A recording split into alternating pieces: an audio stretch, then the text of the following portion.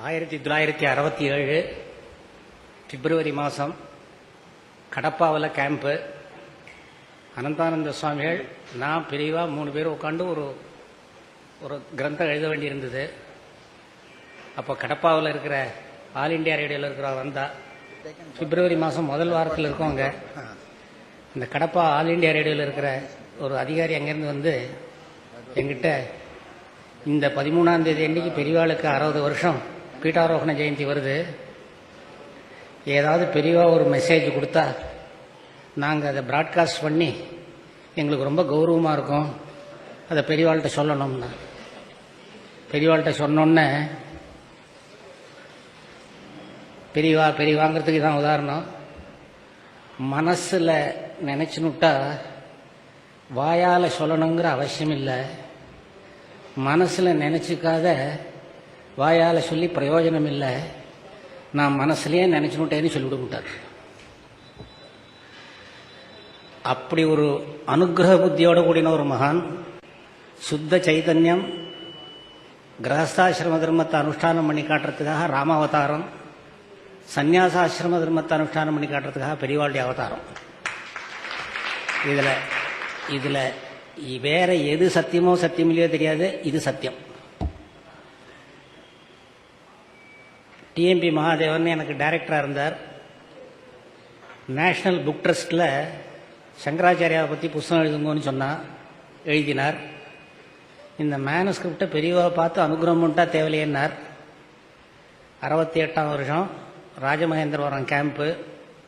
பெரியவா கையில் ஒரு காப்பி, நான் கையில் ஒரு காப்பி வச்சுட்டு இருக்கேன். பெரியவர் பார்த்துட்டு வரார், சொல்கிறதெல்லாம் திருத்திட்டு வரேன். படிச்சுட்டே இருந்தவர் அப்படியே கீழே வச்சார் பேப்பரை. சொல்கிறார், பகவத்பாதாள் அம்மாவுக்கு கிருத்தியம் பண்ணார், சாஸ்திரத்துக்கு விருத்தமாக இருந்தாலும் நான் கிருத்தியம் பண்ணுறேன் அப்படின்னு சொல்லியிருக்கு. சொன்னார், ஆஹா என்ன மாத்திருபக்தின்னு இருந்தது அதில். பெரியவர் சொன்னார், பகவத்பாதாள் சாஸ்திரத்தை மீறினதும் கிடையாது, மீறேன்னு சொன்னதும் கிடையாது. திருப்பி சொல்கிறேன் இந்த வார்த்தையை, பகவத்பாதாள் சாஸ்திரத்தை மீறினதும் கிடையாது, மீறேன்னு சொன்னதும் கிடையாது. விஸ்வேஸ்வர ஸ்மிருதி சன்னியாசிகளுக்காக உள்ளது. அதில் ஏகபுத்திர விஷயமாக இருந்தால் அப்பா அம்மாவுக்கு முதல் நாள் காரியம் மாத்திரம் பண்ணணும்னு சாஸ்திரம். சாஸ்திரத்தை அனுசரித்து பகவத்பாதாள் செஞ்சார். இன்னொரு தடவை சொல்கிறேன், பெரியவா சொன்ன வார்த்தை.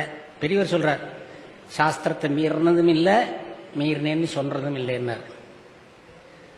பெரியவருடைய பகவத்பாதாவுடைய அவதாரமாக இருந்த பெரியவா சாஸ்திரத்தை மீறினதும் இல்லை, மீறேன்னு சொன்னதும் இல்லை. 13ஆவது வயசில் ஆசிரம ஸ்வீகாரம் பண்ணிட்டு மார்க்கத்தில் இறங்கினார். அந்த சன்னியாசாசிரமத்தில் பக்கவாட்டில் இறங்கல, பின்னாடியும் வரல. அந்த லட்சியத்தை அடைஞ்சார், ஆத்மஜானியாக ஆனார். அவர் நிலைமைக்கு யாராலையும் ஏற முடியல. இன்னொருத்தர் நிலைமைக்கு அவரால் இறங்க முடியல. ஆனால் சகல ஜீவராசிகளும் இந்த ஜென்மா இல்லை, ஏதோ ஒரு ஜென்மாவில் தன் நிலையை அடைஞ்சோன்னுங்கிறதுக்காகத்தான் 13 வயசுலேருந்து பிரயத்தனப்பட்டார். வேதாந்த மார்க்கத்தை அவர் போடலைன்னா இன்னைக்கு ஆண்டி நிறுவு கிடையாது, ஷஷ்டியத்தை பூர்த்தி கிடையாது, ஒன்றும் நடக்காது லோகத்தில். அந்த மாதிரியான ஒரு காரியங்களை மகான் செஞ்சு முடித்தார். ஒரு லட்சியம் ஒரு இடத்துல சொன்னார். இப்போ எனக்கு போட்டிருக்கிற விஷயத்துலேருந்து தாண்டி போகிறேன்னு நினைக்கக்கூடாது. நீங்கள் காக்கிநாடாலேருந்து ராமச்சந்திரபுரங்கிற ஊருக்கு போகிறார், பல்லாக்கில் போயின்னு இருக்கார். பெரியவர் சொன்ன வார்த்தையை சொல்கிறேன், நம்ம சூரியனை நோக்கி போயின்னு இருந்தால் நிழல் நம்ம அறியாத பின்னாடி வரும். இதை விட்டு நிழலை பிடிக்கணும்னு திரும்பினேன்னா நீ போக போக நிழல் போயிட்டே இருக்கும், நிழலை பிடிக்க முடியாது. சூரியனை நோக்கி போயின்னு இருந்த மார்க்கத்திலேருந்து திரும்பினோங்கிறதா மிச்சப்படும். அந்த மாதிரி வாழ்க்கையில் சாஸ்திரத்தில் ஒரு லட்சியத்தை சொல்லியிருக்கிற லட்சியத்தை வச்சுக்கணும், நம்ம போயிட்டே இருக்கணும். அந்த மாதிரி போனார் அவர், போயிட்டே இருக்கணும். நம்ம நிழல் வரா மாதிரி நம்ம அறியாத பணம், பதவி, புகழ் 3 நம்ம அறியாத பின்னாடி வரும் அப்படின்னு சொன்னார். இதை நான் பல இடங்களில் என்ன உபன்யாசத்துக்கு கூப்பிட்ற போது பேசி விடுறது. 20-25 வருஷம் கழித்து கொல்லாசத்திரத்தில் இப்போ இடிச்சாச்சு. அதை 10-15 பேர் இருக்கிற போது ஏதோ பேச்சு வந்தது. பெரியவா கூட அப்படி சொன்னாலோ இல்லையோன்னு நான் சொல்லலையே அப்படின்ட்டார். அத்தனை பேரும் சிரிக்கிறான். நான் பார்த்தேன், காக்கிநாடாவிலேருந்து ராமச்சந்திரபுரம் போகிற போது பெரியவா பல்லாக்கலக்கம் எல்லாம் சொல்லி பார்த்தேன். நான் சொல்லலையேங்கிறார். கடைசியாக என்ன பண்ணேன், எனக்கு இது தோணி இருக்காது, பெரியவாளை தவிர வேற சொல்கிறதுக்கு எனக்கு வேற கிடையாது யாரும் அப்படின்னு. அதுக்கு சொல்லலை, லட்சியத்தை நோக்கி போயிட்டு இருந்தா பணம் பதவி புகழ் மூணும் வாண்டாம் வாண்டான்னு சொன்னாலும் வருவேன் வருவேன்னு திறத்திண்டு வரும்னு தான் சொன்னேன். அந்த எம்பசிஸை விட்டுட்டியா நீங்க? இதுதான் பெரிய. ஒரு சமயம் பகவத்பாதால் சந்நிதியில் இருக்கிற போது ஒருத்தர் சொன்னார், வித்வான்கள்லாம் இப்படி வந்துருங்கோ, சிஷ்யாலாம் இப்படி போங்கோ அப்படின்னார். பெரியவா பகவத்பாதால் சந்நிதியில் நம்ம எல்லாருமே சிஷ்யால் தான் விட்டார். இப்போ அந்த வேதத்தினுடைய சுரூபம் வேதங்கிறது தான் முக்கியங்கிறத பெரியவா வச்சு வேத பாஷ்ய வேத ரக்ஷண நிதி ட்ரஸ்ட் ஆரம்பிச்சார். அப்புறம் வேத பாட்ட நிதி ட்ரஸ்ட் ஆரம்பிச்சார். வேத பாஷ்ய ட்ரஸ்ட் ஆரம்பிச்சார். வேத பாஷ்யங்கிறது யாருமே படிச்சது இல்லை. 2 பரீட்சை ஆச்சு. ஒருத்தர் ஃபைலா போயிட்டார். ஃபைலா கொடுத்துன்னு அழுதார். 1 பவுன் சம்பாவனை கொடுனார். அன்னைக்கு பவுன் 60 ரூபா விலை. வானகரம் கேம்பில் 60 ரூபா கொடுன்னார். ஃபைலா பிடித்தவருக்குன்னா நான் சொல்லித்தானே இந்த புத்தகத்தை தொட்டார் அவர்னார். அவர் அடுத்து தெரியவார். அந்த மாதிரி வேத பாஷ்யத்தை வேத ரக்ஷண நிதின்னு அண்ணாதுரை ஐயங்கார்னு ஸ்மார்த்தர் இல்லை, வைஷ்ணவர், அவர் தான் இருந்து அதை நடத்தினார். பெரியவா அந்த மாதிரி ஒரு காரியத்தை செஞ்சு வேத காரியங்களை எல்லாத்தையும் செஞ்சார். அவர் தியாகராஜனா, அவர் ராகவன் முதல்ல பேசினார். எனக்கு ஒன்றும் தெரியாதுன்னார். ஒன்றும் தெரியாதுங்கிறவன் தான் ஆத்மஜானின்னு கேனோபனிஷத்தில் சொல்லியிருக்கு. புரியுறதா? ஒன்றும். ரெண்டாவது, பெரியவா சொல்ற பெரியவாளுக்கு இந்த சதமான உற்சவம் செய்யறதுக்கெல்லாம் என்னன்னார், அவர் சொல்றத கேட்கறது தான். அவர் சொல்றத கேட்கறதுங்கிறதுக்கு நான் ஒரு 4 நிமிஷம் சொல்லத்தான் போறேன். நீங்களும் கேட்டுத்தான் தீரும். எனக்கு 7 வயசு இருக்கும். 7 வயசு சின்ன கூட இருக்கும். திருக்கண்ணபுரத்தில் கேம்ப்பு. நாங்கள்லாம் அக்ரிகல்ச்சரிஸ்ட், விவசாயிகளானதுனால அந்த பாஷையில சொல்றேன். மூட்டை நெல் 4 ரூபா வித்த நாளில் 600 ரூபாய்க்கு போஸ்டர் அடிச்சு ஒட்டித்து பெரியவா லெக்சர் பண்ண போறாருன்னு. இன்னைக்கு பெரியவங்க மண்டபத்தில் ஆயிரக்கணக்கான ஜனங்கள் கூட்டம். சாதாரணமாக பெரியவா எத்தனை நாள் பேசியிருப்பா சொல்லுங்களேன்? யாராவது ஒருத்தர் சொல்லுங்களேன், யாராவது எத்தனை நாள் பேசியிருக்கலாம்? 1 ஹவர் பேசியிருக்கலாமோ இல்லையா? 3.5 நிமிஷம் பேசினார். ஏறினார், உட்காண்டார். எல்லாரும் எளிமையான வாழ்க்கை நடத்துங்கோ, யாரும் பட்டு வஸ்திரம் கட்டிக்காதீங்கோ, யாரும் வரதட்சணை வாங்காதீங்கோ, வயசான குழந்தைகள் ஆற்ற விட்டு வெளில போறதா இருந்தா நமுதான ஆசாமியோட அனுப்பிச்சு காலாகாலத்தில் திருப்பி அழைச்சின்னு வந்துருங்கோ, எல்லாரும் க்ஷேமமா இருங்கோ, நாராயணா நாராயணா நாராயணான்னு கீழே இறங்கிட்டேன். இது நான் 3.5 நிமிஷங்கிறது 4 நிமிஷமா இருக்கலாமோ என்னமோ, நான் ஏதோ 3.5 சொல்லிவிட்டேன். இதுக்கு மேலே பேசலை. உள்ள வந்து ஜனங்கள் கலைஞ்சு போயிட்டா. வாஞ்சிநாதையர்னு பெரியவாளுக்கு பிரதான புருஷர். ஜெயேந்திர சரஸ்வதிகள், சங்கர விஜயேந்திர சரஸ்வதிகள் எல்லாருக்கும் அவர் தான் கூட இருந்தவர். வாஞ்சி, நான் நிறையா பேசலையோன்னு எல்லாருக்கும் வருத்தமோ அப்படின்னு கேட்டார். இவர் பங்குக்கு எனக்கு கூட வருத்தம் தான் சொல்லி வச்சார். அப்போ பெரியவர் சொல்றார், என்னை பார்க்காத நேஷனல் லீடர்ஸ் கிடையாது, நான் பார்க்காத வித்வான்கள் கிடையாது, என்னை பார்க்காத வித்வான்கள் கிடையாது. அவ்வளவு பேர் என்ன மேதைன்னு ஒத்துனுட்டா, என் உபன்யாசங்கள்லாம் அப்பேற்பட்ட உபன்யாசம்னு ஒத்துனுட்டா. ஒத்தனாவது நான் சொன்னதை கேட்கலடா.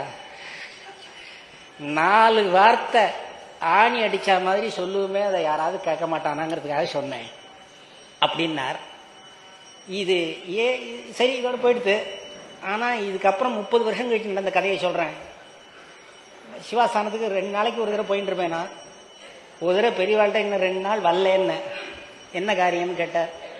கிராமத்தில் இருந்த கல்யாணம், மடத்துக்கு ரொம்ப வேண்டி வருவார், அவராத்து கல்யாணம், போயிட்டு வரேன். சரி போயிட்டு வா. போகிற போது தர்மம் சொல்லி கொடுக்குறாரு எனக்கு.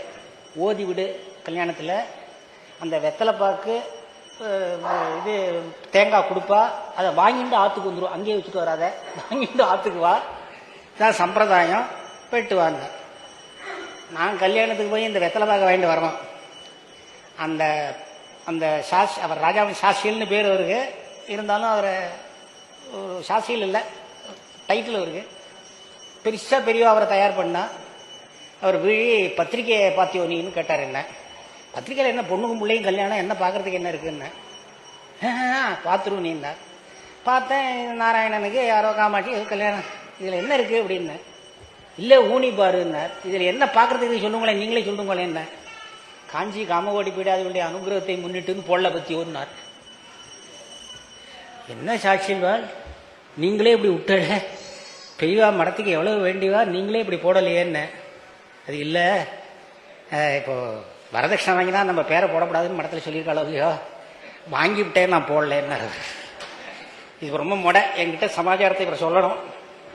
நான் காஞ்சிபுரம் வந்து சிவாசானத்துக்கு வரேன், கல்யாணத்துக்கெல்லாம் போயிட்டு வந்தியா? போயிட்டு வந்தேன். ஏதாவது விசேஷம் உண்டான்னு கேட்குறாரு. கேட்டாச்சு நம்ம விடுவானேன்னு நான் என்ன பண்ணேன், அவர் கூட ரொம்ப வருத்தப்பட்டுட்டார். என்ன வருத்தம், பிள்ளை கல்யாணம் எதுக்காக வருத்தப்பட்டுட்டான் அப்படின்னு கேட்டார். இல்லை காமகோடி போய்ட்டு பிள்ளை அனுகிரகத்தை முன்னிட்டுன்னு போடலை பத்திரிக்கையில். ஏன் போடல? இப்போ நம்ம மடத்தில் சொல்லிட்டு இருக்கோமோ இல்லையோ, வரதட்சணை வாங்கினா போடக்கூடாதுன்னுட்டு, நான் வரதட்சணை வாங்கிட்டேன் அதனால போடலை அப்படின்னு அவர் தான் எனக்கு பத்திரிகை எடுத்து காட்டினார் அப்படின்னேன். பெரியவர், பாத்தியா உன் பேரை விட்டாலும் விடுவேன், இந்த வரதட்சணை வாங்காத இருக்க மாட்டேன்னு வாங்கியிருக்கான். பார்த்தியா,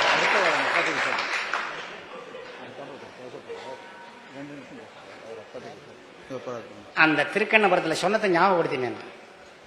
ஆனா அடுத்த க்ஷணம் பெரியவா என்னன்னா, அவரை பத்தி எனக்கு ஒரு குறைவான எண்ணம் வந்து பெரியவாளுக்கு இருக்குன்னு எனக்கு வரப்படாது இல்லையோ, அதுக்காக அவர் சொல்றார். ஆனா அவன் சத்தியசந்தான், ரொம்ப பிராமணிக்கணும். என்னன்னு கேட்டா, வாங்கிட்டு என் பேரை போட்டிருந்தா நான் என்ன பண்ண முடியும் சொல்லு அப்படின்னா. வாங்கிட்டு என் பேரை போட்டிருக்கான், நான் என்ன பண்ண முடியும் சொல்லு, சத்தியசந்தன் அப்படின்னு. இப்படி ஒரு பெரியவாளுடைய லோகத்துல பெரியவாளை ரசிக்கணும்னு ரசிக்கிறதுன்னு இல்லை, நம்மால ஒண்ணுமே அட்மையர் பண்றது கூட இல்லை, கையெடுத்து அந்த திக்குக்கு கும்பிடலாம். புறத்தியார குறை சொல்லிவிட்டா பெரியவர் விடார். உதாரணம் ஒண்ணு சொல்லி முடிச்சுக்கிறேன், ஏன்னா நான் எழுதுறதா இல்லை எதையும், எனக்கு வயசாயிடுது, நீங்க தெரிஞ்சுட்டு எல்லாத்தையும் சொல்லுங்க. சந்தர்ப்பம் நடக்கிறது, சாப்பாடு, பழுவூர் சாட்சியல் இன்னும் சாட்சியெல்லாம் உட்காந்துருக்கா.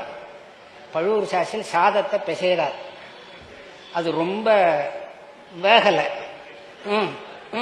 அப்படின்னு பிசைகிறார். என்ன சாட்சியில ரொம்ப சமப்படுற இலைங்கிறார் பக்கத்தில் இருக்கிறவர்.